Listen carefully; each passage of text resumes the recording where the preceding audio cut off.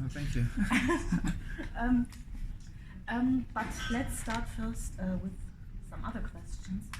You already had a lot of professions or a lot of different jobs to earn money. You worked as a musician, as a dancer, right? As a psychologist? As a psychologist, yeah. Yeah, and what do you want to become as a child? Doctor. A doctor? Yeah, because my father was a doctor. And you know, when you're a kid, you sort of like want to be like your father and everything like that. So I originally wanted to be a doctor. But then I finished school very early. I was 16. I was 15 going to 16. And I was about to go to university in America. So I wanted to study medicine.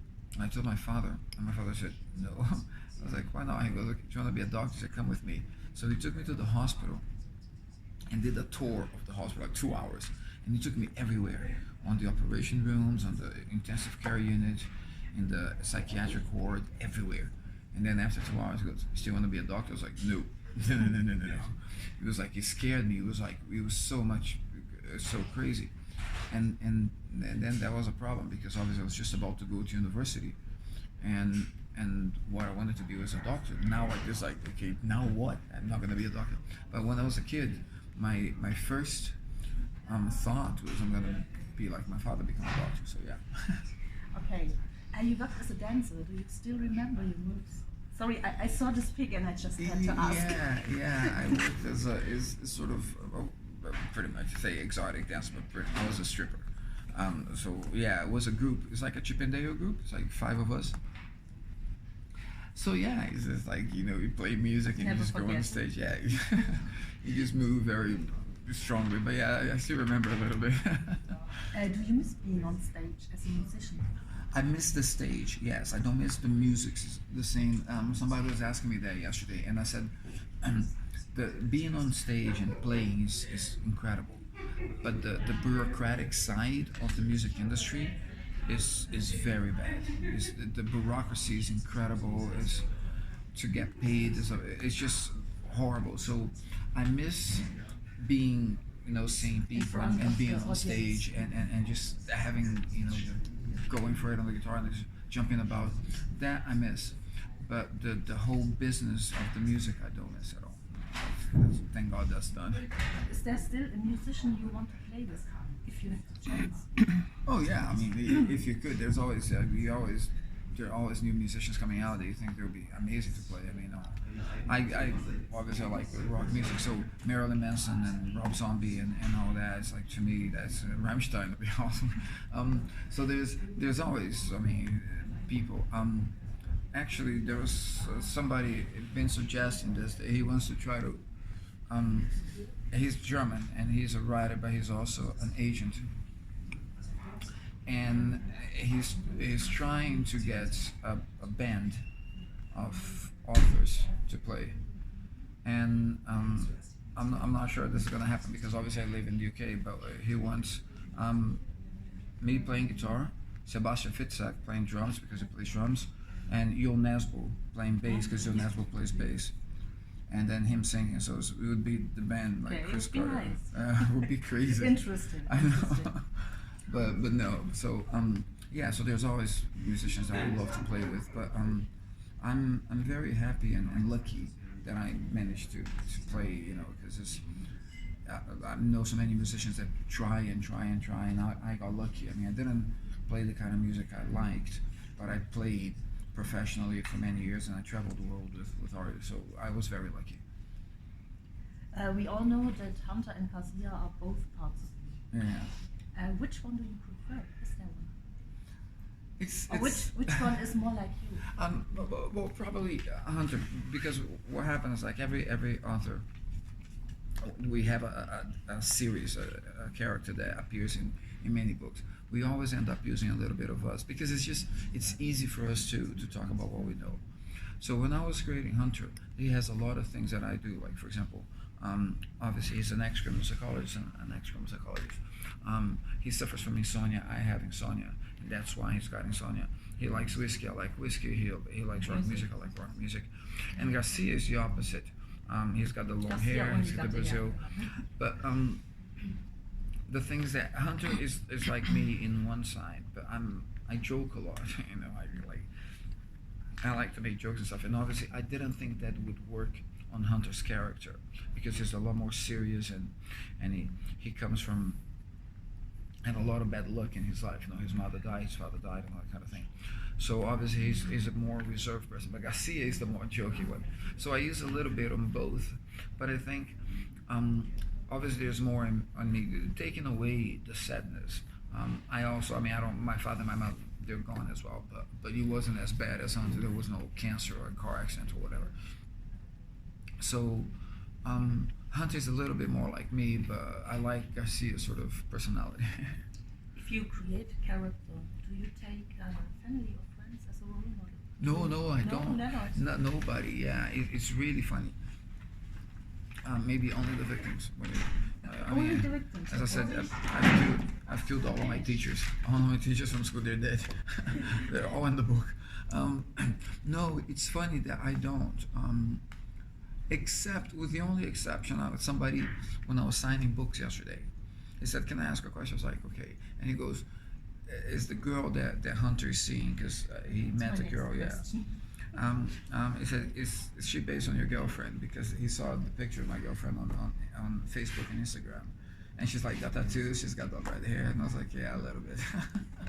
So I think that she's the only person that I base somebody on, but nobody else. No.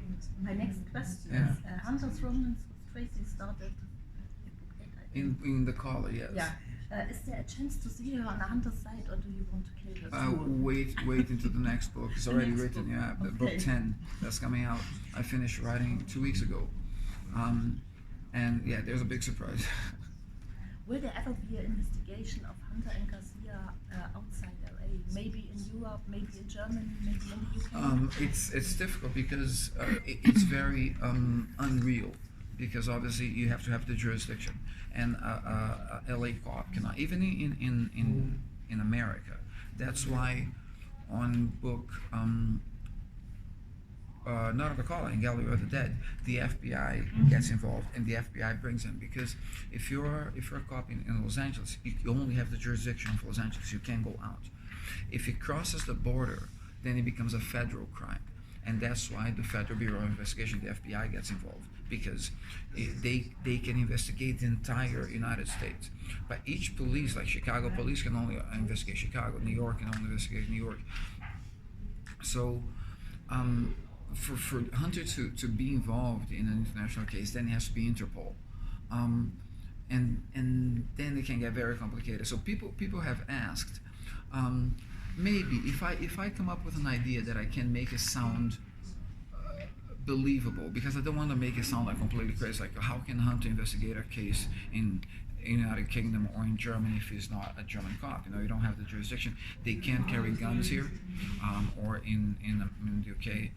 So if I one day think of an idea that I can use, then maybe yes. But as you saw, Gallery of the Dead, he's working in the whole of America, because it's with the FBI, and on book 10 as well, because obviously you know what's going to happen, and the FBI is still involved, so he's still doing it.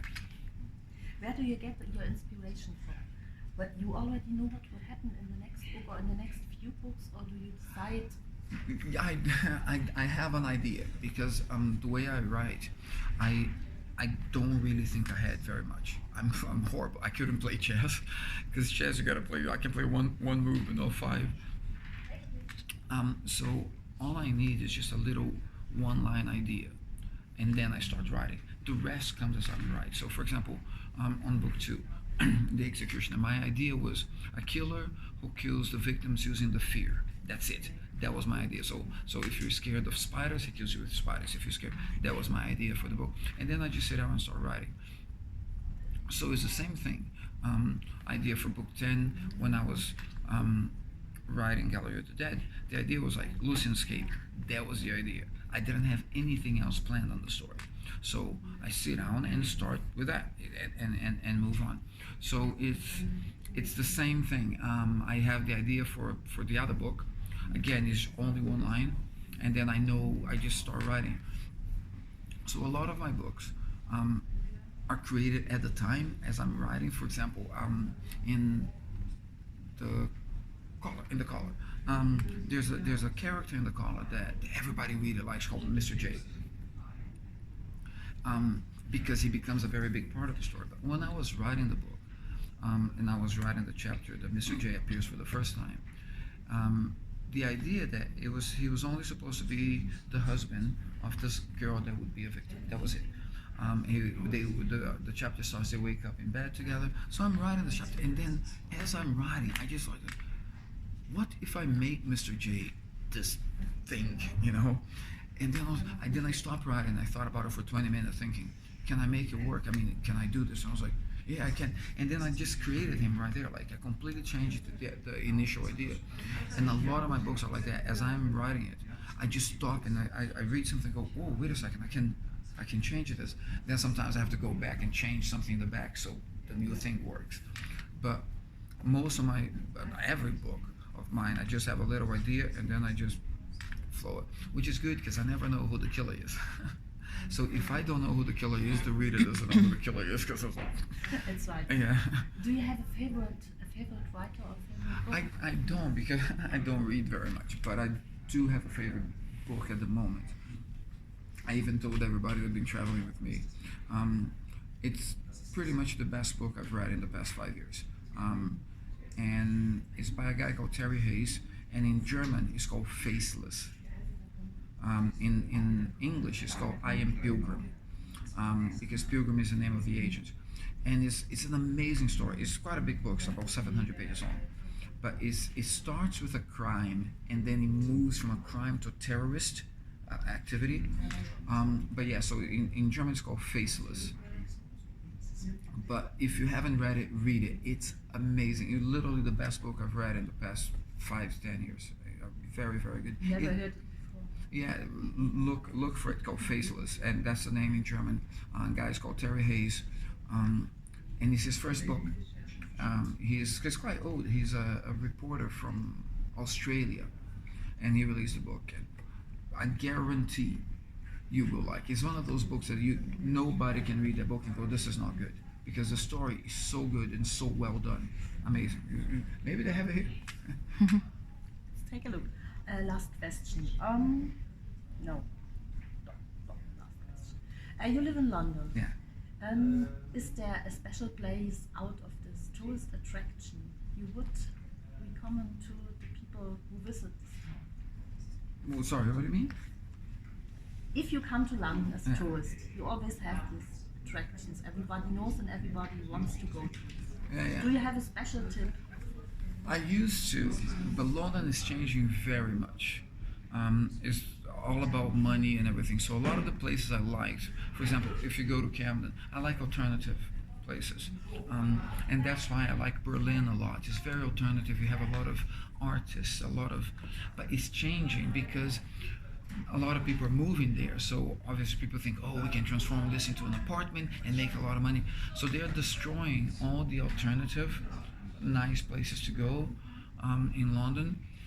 So there's a club I really like. It's a world famous, called Limelight, and it's like a goth industrial club, and it's been going on for over 30 years. So that is very, very famous. But they're gonna close it in 2 years now for the first time ever because of the train or whatever it is that they're creating. So yeah, London is not the same as it used to be. It used to be an amazing place, but now it's all about money. Everybody's just very greedy. So there's go to his Limelight if you can still make it, but there's no special place anymore in London, unfortunately.